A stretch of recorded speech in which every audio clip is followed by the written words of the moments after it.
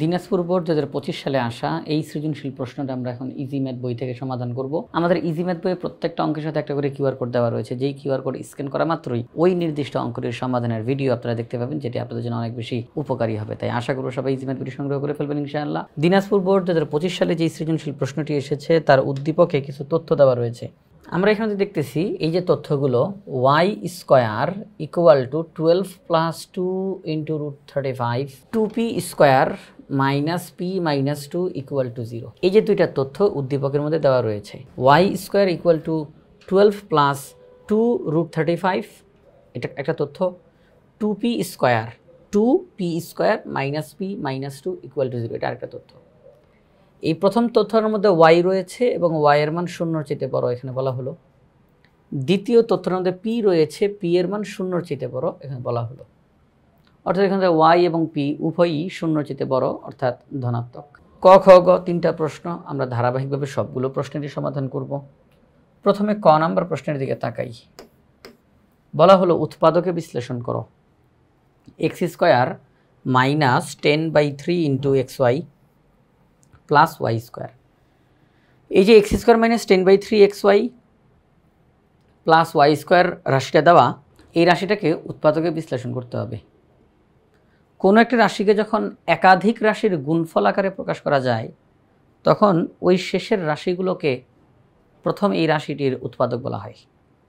একটি রাশিকে যখন একাধিক রাশির গুণফল আকারে প্রকাশ করা যাবে, অর্থাৎ একাধিক রাশিকে গুণ করলে গুণফলের মধ্যে এই রাশিটা পাওয়া যাবে, তখন ওই শেষের প্রত্যেকটা রাশিকে উৎপাদক বলা হবে। তো আমরা এখন X square minus 10/3 into X Y plus Y square এটিকে উৎপাদকে বিশ্লেষণ করার চেষ্টা করব। তাহলে চলেন এটাকে আমরা কীভাবে করে উৎপাদকে বিশ্লেষণ করতে পারি। আমরা রাশিটাকে লিখলাম। লেখার পরে আমরা দেখতেছি এখানে আমাদের 10/3 আছে। আচ্ছা, এখানে আমাদের যে 10/3 আছে, আমি এই ভগ্নাংশটা রাখতে চাচ্ছি না। এই রাশিটা, এই পদ ভগ্নাংশ আকারে আছে, আমরা ভগ্নাংশ আকারে রাখতে চাচ্ছি না। তো কীভাবে করে এই ভগ্নাংশটা উঠানো যাইতে পারে? আমরা যদি এখানের মধ্যে 1/3 দ্বারা যদি এখানে ভাগ দিই, 1/3 দ্বারা যদি এখানের মধ্যে ভাগ দিই, তাহলে দেখবেন যে এই ভগ্নাংশটা আর থাকবে না। আমি একটু এখানে লিখে দেখাই।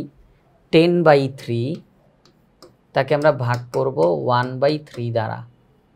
তাহলে 10/3 এই ভাগটা উল্টাইয়া হবে গুণ, তাহলে 1/3 উল্টাইয়া যাবে, তখন 3 3 কাটা থাকবে 10।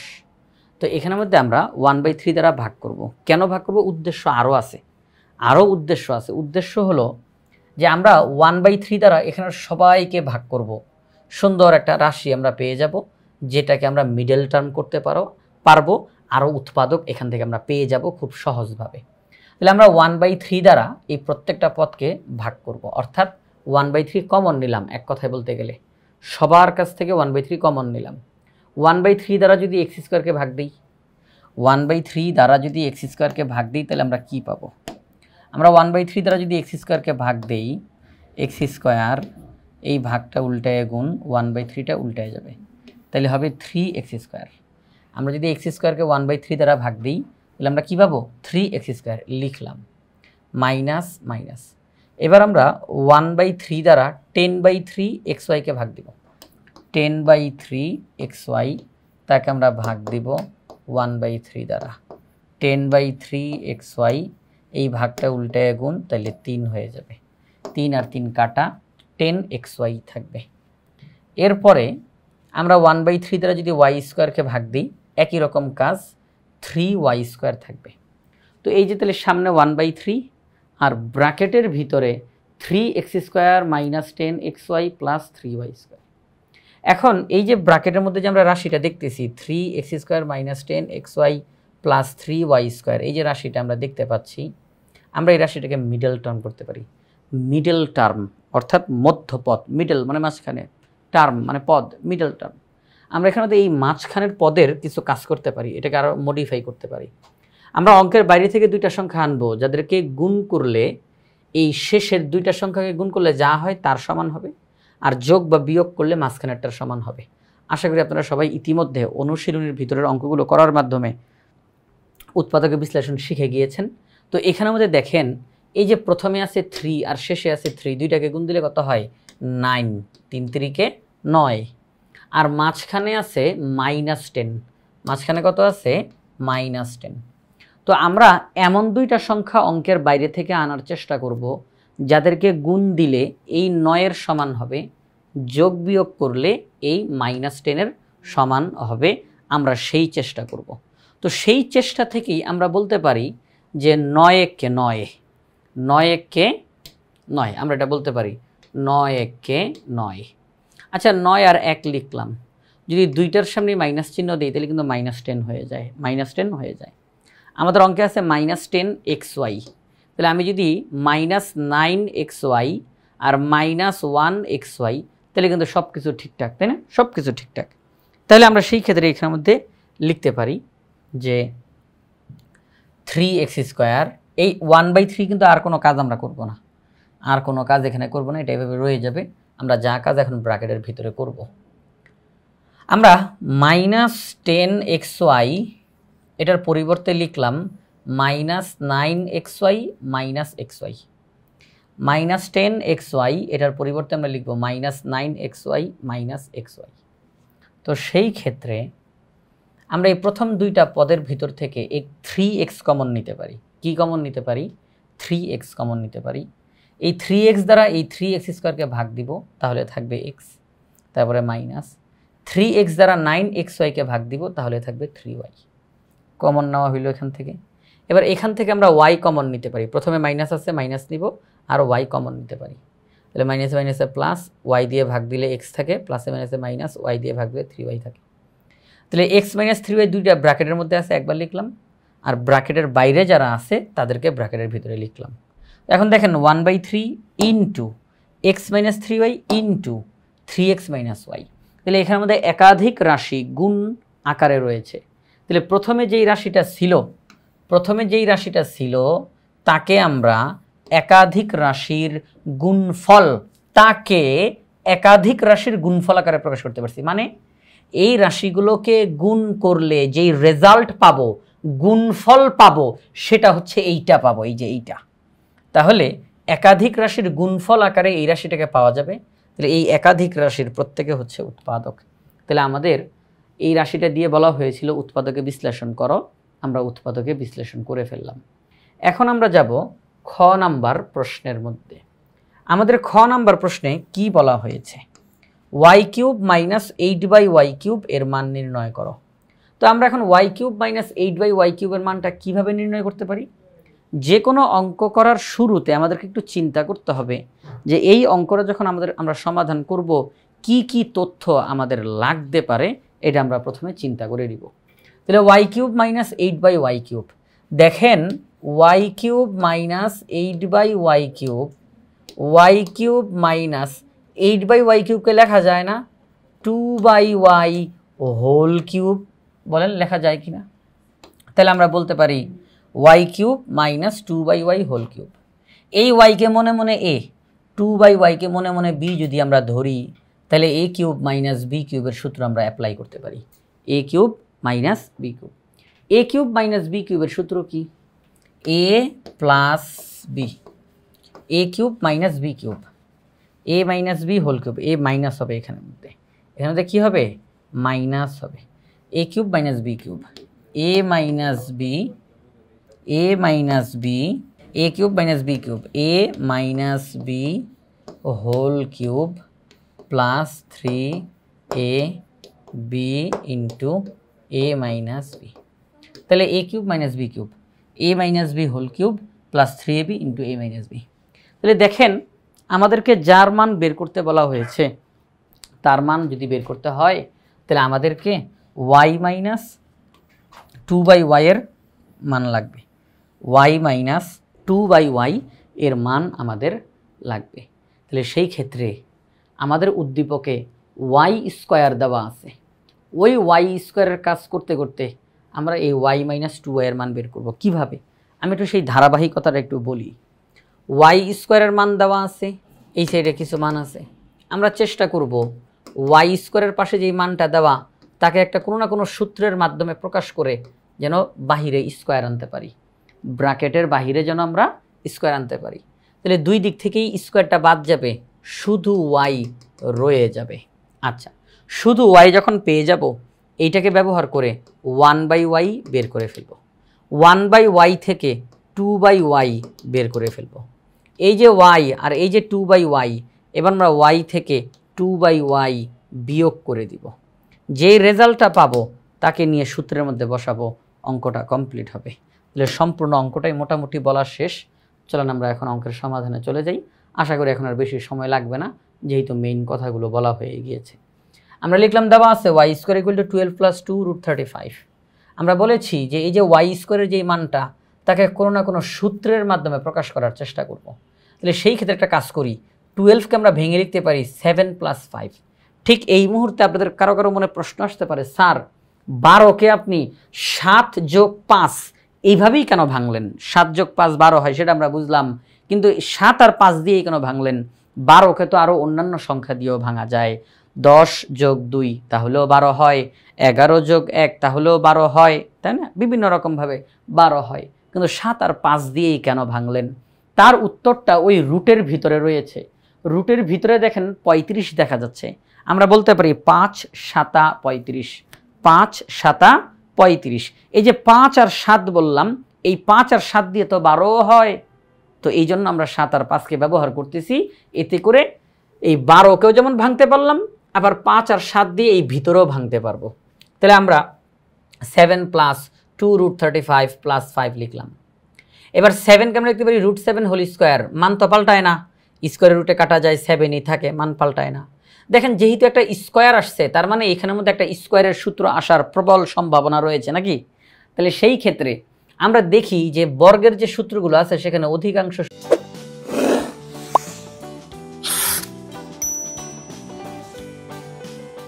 সূত্রের মধ্যেই 2 আছে। তাহলে সূত্রের 2 লিখলাম এটা, হ্যাঁ সূত্রের 2।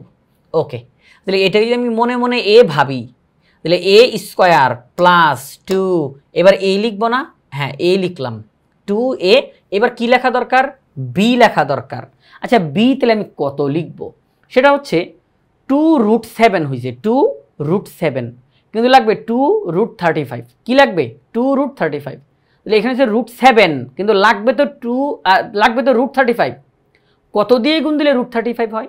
যদি আমি √5 দিয়ে গুণ দেই, √5 দিয়ে গুণ দেই, তাহলে দেখেন √7 √5 গুণ দিলে হবে √35, 5 × 7 = 35, √35। তাহলে √5 দিয়ে গুণ করতে হবে।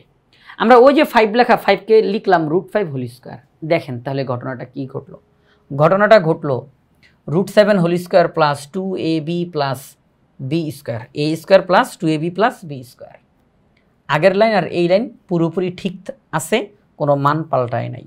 আমরা এখন এটাকে a আর এটাকে b বললে a + b² সূত্র এখানে দাঁড়িয়েছে, আমরা সেটা লিখলাম। উভয় পক্ষ থেকে স্কোয়ারকে বাদ দিতে পারি, তাহলে y = √7 + √5 রয়ে যায়। আমরা তাহলে y এর মান পেয়েই গেলাম। এই যে y এর মান আমরা পেয়ে গেলাম, এখন এখান থেকে 1/y বের করব। 1/y, তাহলে 1/y এর মান।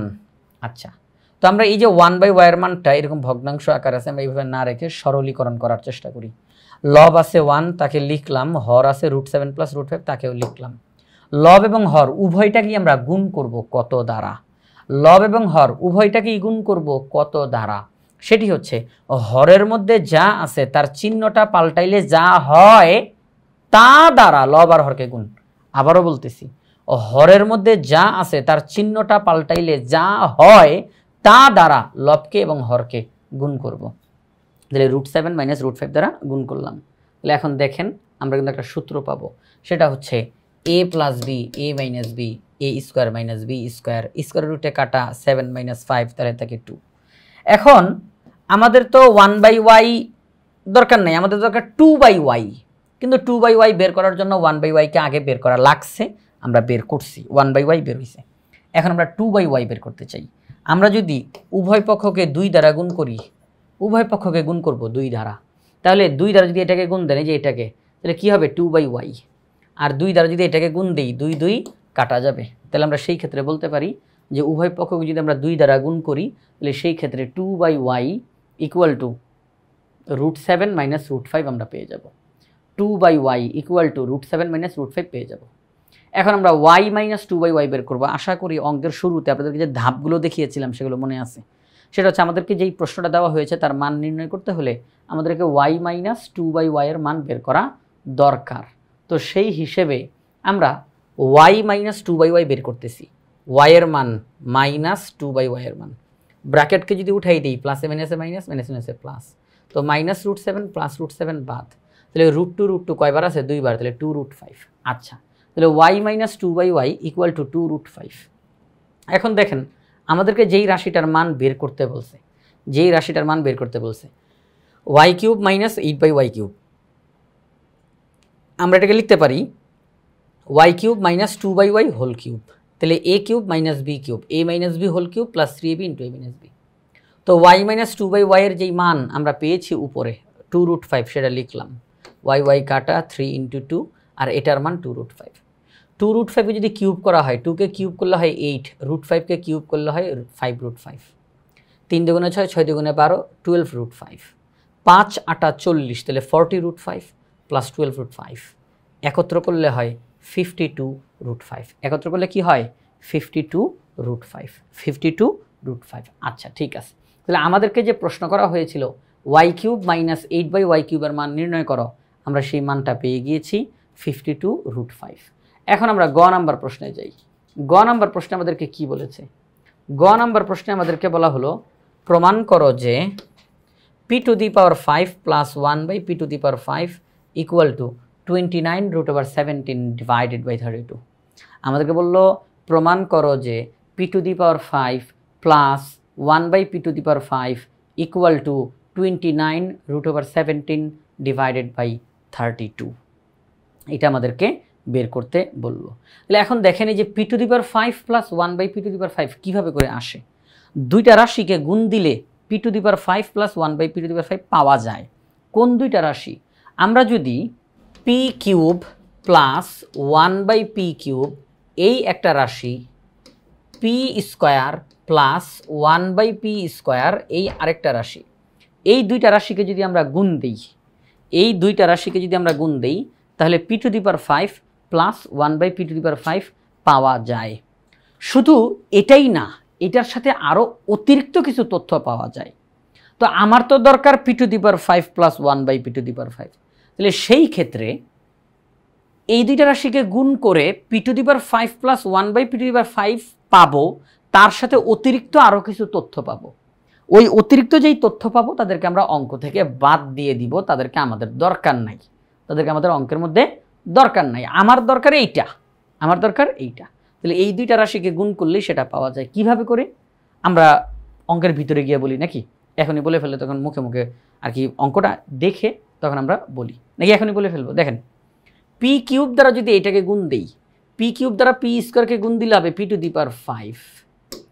p³ দ্বারা 1/p² গুণ দিলে হবে p³/p², 1/p³ দ্বারা p² গুণ দিলে হবে p²/p³, 1/p³ দ্বারা 1/p² গুণ দিলে হবে 1/p⁵। তাহলে সেই ক্ষেত্রে দেখেন আমরা এখন p⁵ প্লাস 1/p⁵ লিখে ফেললাম।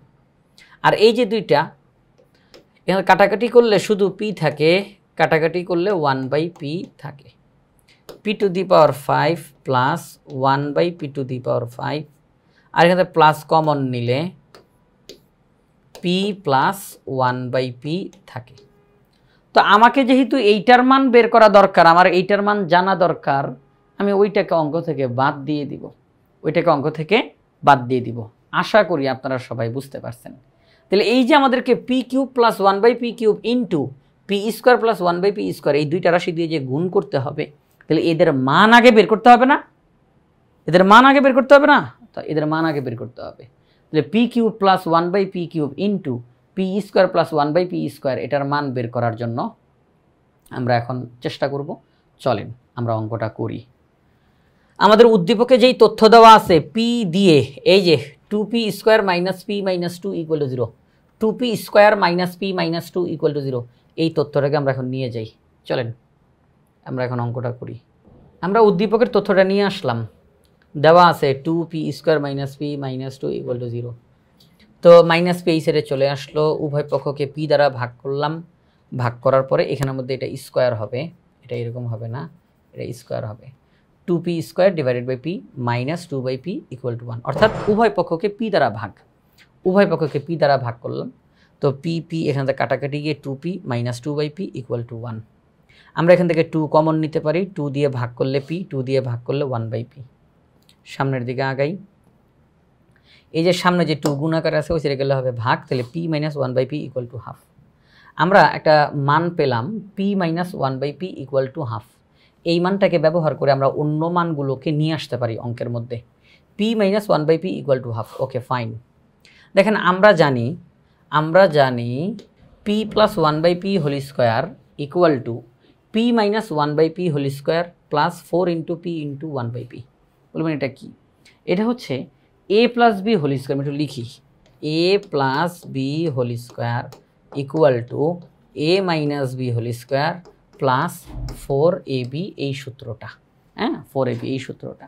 তো আমার এই অঙ্কের মধ্যে তার ab নাই, এখানের মধ্যে আছে p এবং 1/p, a এর পরিবর্তে p আছে, b এর পরিবর্তে 1/p আছে, তাহলে a plus b whole square equal to a minus b whole square plus 4ab।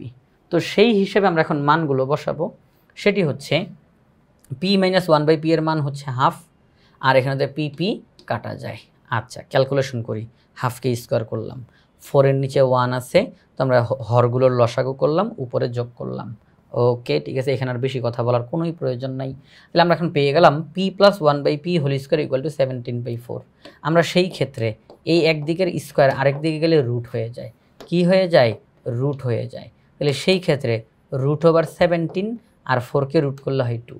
আমরা পেলাম p plus 1/p equal to root over 17/2, p plus 1/p equal to root over 17/2 আমরা এটা পেলাম। যদিও এটা এখানে লেখা রয়েছে, এই যে আপনারা দেখতে পাবেন, এই যে সেটা। তাহলে আমরা মানটা বের করে ফেললাম, ঠিক আছে, মানটা নির্ণয় করে ফেললাম। তাহলে p plus 1/p equal to root over 17/2। এখন আমরা জানি কোন দুইটা রাশিকে গুণ দিলে রেজাল্টটা পাওয়া যায়, ওই দুইটা রাশিকে এখন আমরা রেজাল্ট বের করব। p square plus 1/p square, p plus 1/p whole square minus 2ab, অর্থাৎ a square plus b square, a plus b whole square minus 2ab এর সূত্রটা অ্যাপ্লাই করলাম।